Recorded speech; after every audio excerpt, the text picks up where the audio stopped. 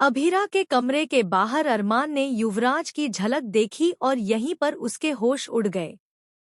दोस्तों, जैसे ही अरमान अभीरा के कमरे के बाहर पहुंचता है, अचानक उसकी नजर एक परछाई पर पड़ती है। वह परछाई किसी और की नहीं, बल्कि युवराज की होती है। अरमान के होश उड़ जाते हैं, क्योंकि युवराज को देखकर उसे तुरंत बीते हुए हादसे याद आ जाते हैं। उसके जहन में वही पल घूम जाते हैं जब अप्सरा मैम की जान युवराज की वजह से गई थी और जब उसने जबरदस्ती अभीरा से शादी करने की कोशिश की थी। यहाँ तक कि उदयपुर तक उसका पीछा करने की बात भी अरमान को साफ साफ याद आ जाती है। अरमान समझ जाता है कि अगर युवराज वाकई वापस आया है तो इसका मतलब है कि अभीरा पर बहुत बड़ा खतरा मंडरा रहा है। कहानी की शुरुआत होती है जब दादी सा भी एक परछाई देखती हैं और थोड़ा परेशान हो जाती हैं, लेकिन वह यह नहीं समझ पाती कि वह कौन है। उधर गीतांजलि अरमान के करीब आने की कोशिश करती है, मगर अरमान गुस्से में वहां से निकल जाता है क्योंकि उसका पूरा ध्यान सिर्फ अभीरा की सुरक्षा पर टिका होता है।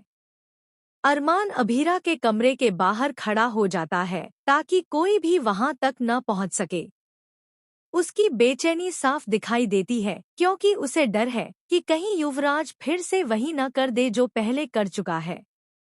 अरमान अंदर जाकर अभीरा से कहता है, हमें तुरंत मसूरी छोड़कर उदयपुर लौटना चाहिए, यहाँ तुम्हारे लिए खतरा है। लेकिन अभीरा साफ इनकार कर देती है।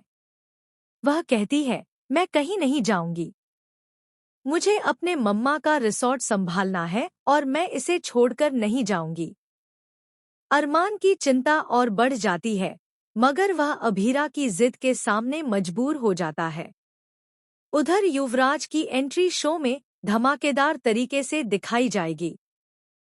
अरमान को उसकी झलक पहले ही मिल चुकी है और अब वह पक्का कर चुका है कि यह वही है। अरमान का दिमाग अब सिर्फ एक ही चीज पर अटका है, किसी भी हाल में अभीरा को बचाना है। इसी बीच गीतांजलि अरमान से नाराज हो जाती है।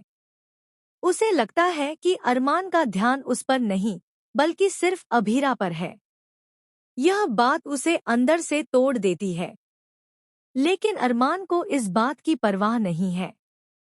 उसकी आंखें हर वक्त अभीरा पर टिकी रहती हैं और वह तय कर लेता है कि जब तक युवराज का सच सामने नहीं आ जाता, वह अभीरा के कमरे के बाहर पहरा देगा।